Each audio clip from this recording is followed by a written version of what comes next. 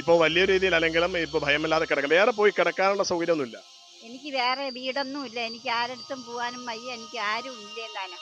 അതുകൊണ്ട് എനിക്ക് ഇവിടെ കിടക്കണം. ഇവിടെ കിടക്കാനുള്ള വഴി നിങ്ങൾ ഒപ്പിച്ച് തന്നാ മതി. എനിക്ക് വലിയ മാണിയറൊന്നും വെച്ച് തരണ്ട. സാധാരണ ഒരു വീട് എനിക്ക് വെച്ച് തന്നാ മതി. എനിക്ക് എലിയും പാറ്റയും പാമ്പും കയറാതെ കിടന്നാൽ മാത്രമേ എനിക്ക് ആഗ്രഹമുള്ളൂ. അത് മാത്രം നിങ്ങൾ ചെയ്ത് തന്നാ മതി. അതിനുള്ള വഴി നിങ്ങൾ ചെയ്യണം.